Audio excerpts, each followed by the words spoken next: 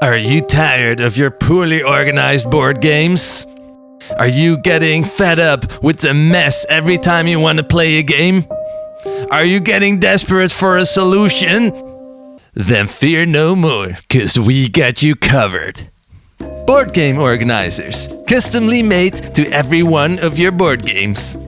It only takes around 30 hours to make them, and you'll need some advanced knowledge of CAD design and a laser cutter. Here we go! This is my girlfriend's favorite board game. It's called The Quest for El Dorado. The goal of the game is to be the first one to reach El Dorado and take all the gold and hidden treasures. You move across the board by playing different cards, and you can buy these cards to upgrade your deck. Now, we love this game, but the problem is that you need to separate all of the cards and the different tiles that are in the box each time you play it. And with 2 expansions, it's even more cards. So we would like a custom inlay with slots for everything. And that's what we're going to do today. Make a custom board game inlay. So I wanted to learn to do CAD design, and I had access to a laser cutter, so I wanted to use wood as the separators for the inlay. I started out by drawing all the elements that needed to fit in the box in a 2D sketching program. I used Inkscape. Then I exported the 2D graphic into a 3D designer. In my case, that's FreeCAD. And here I can make all the objects 3D and actually design the box and the separators around it. Pretty cool, right? It has a little bit of a Star Wars vibe. Now there's a spreadsheet, and you can adjust some values like the wood thickness of the walls, and it will adjust them in the 3D model. The height of all the game objects is different, but I added some math to the lifter's position, so now the top of all of the game objects is at the same height. It's all flush.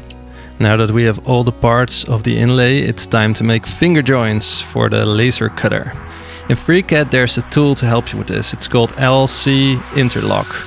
Now, I'm grateful this tool is available, but it's also a huge hassle to work with. Like, a lot of things go wrong.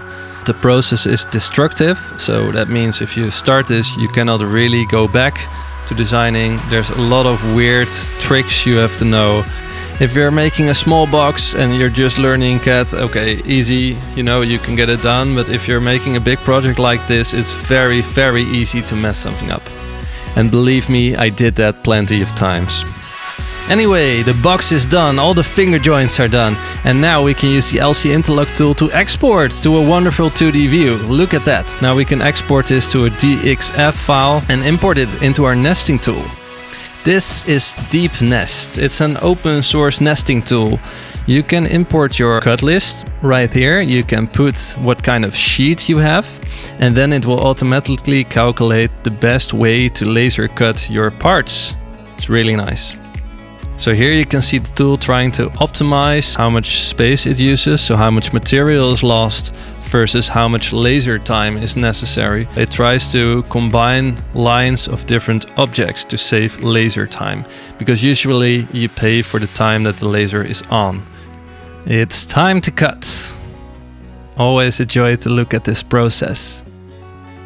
And after about 15 minutes of cutting, we're done, and it's time to assemble. Hooray!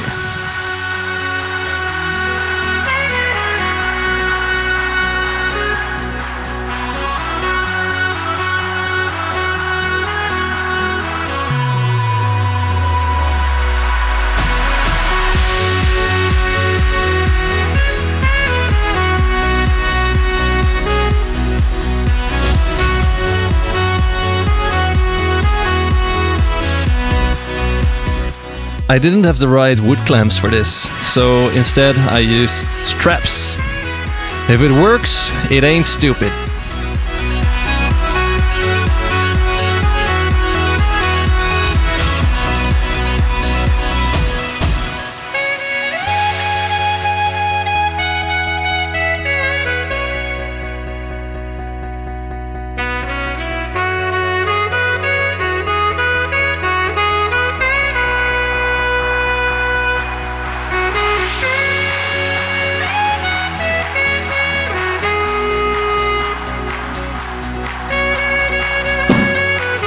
So, this is what we made.